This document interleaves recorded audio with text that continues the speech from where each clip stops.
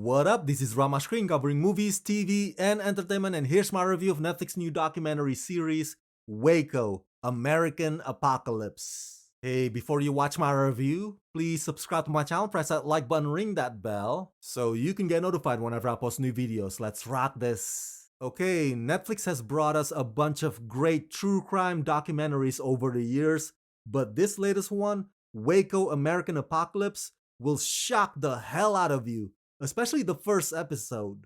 Look, I was around in 1993, but back then I was only about 10 or 11 years old, just a kid playing with toys and other kids' stuff. So, no, I didn't watch this incident in real time on the news. Some of you who are older may have remembered it happening and paying close attention to it. Now, in 2018, there was that miniseries Waco, remember that? Starring Taylor Kish as David Koresh, and overall the show was quite alright. A bit too lengthy, but it did give some idea or some picture for the rest of us who may not have a vivid 1993 recollection. This documentary, however, is visceral to the bone. In just 3 episodes, the incredible amount of archival footage here will take you through the grim, chilling, unbelievable details during those tragic 51 days of siege. Waco American Apocalypse is the kind of documentary that you won't be able to easily shake off. It starts out with a bang and it ends with an excruciating heartbreak, just shocking through and through. Directed by Tiller Russell, Waco American Apocalypse is a 3-part documentary series that gives you a definitive account of what happened in Waco, Texas in 1993. The conflict began with the biggest gunfight on American soil since the Civil War and ended with a fiery inferno captured live on national television. In between, it riveted TV viewers across the globe, becoming the biggest news story in the world. Waco American Apocalypse features exclusive access to recently unearthed videotapes filmed inside the FBI Crisis Negotiation Unit, as well as raw news footage never released to the American public and FBI recordings.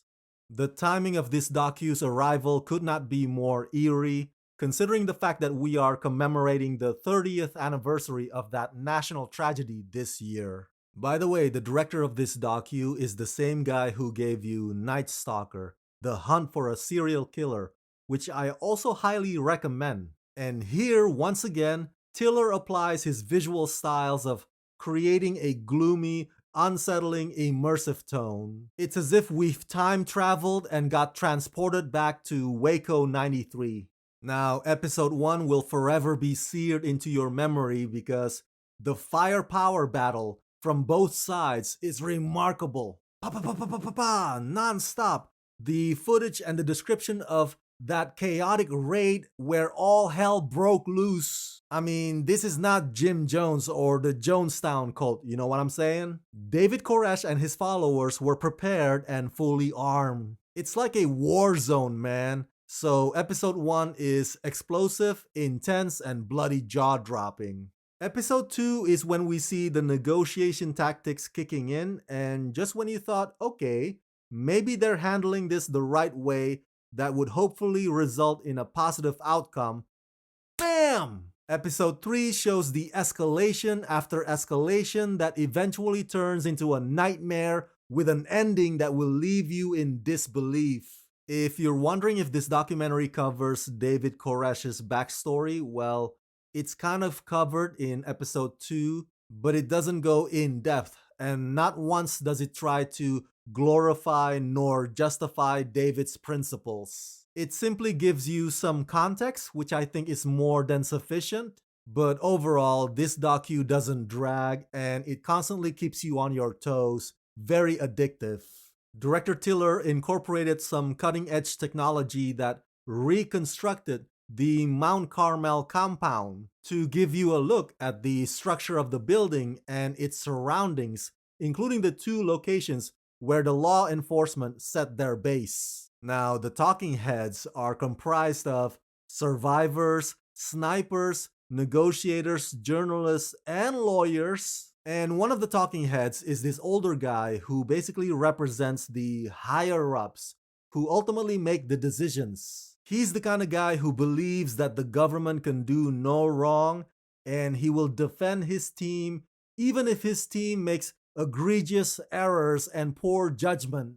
One of the survivors is a mom who was knee deep a David Koresh believer. She may not be anymore now, but judging from her choice of words, you can tell that she speaks from a place of a believer.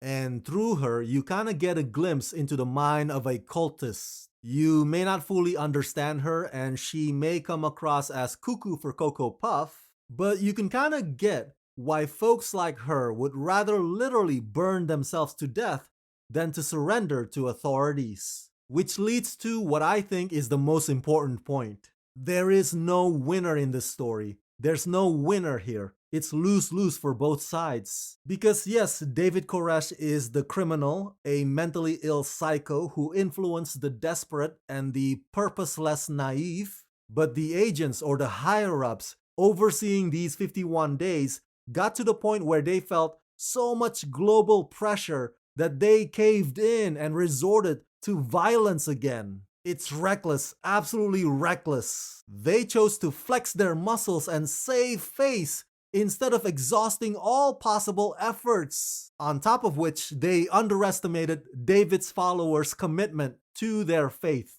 And so, in the end, innocent lives perished, including 25 children dead. Again, there is no winner in this story. ATF lost their people, the Davidians lost their people, lose-lose all around.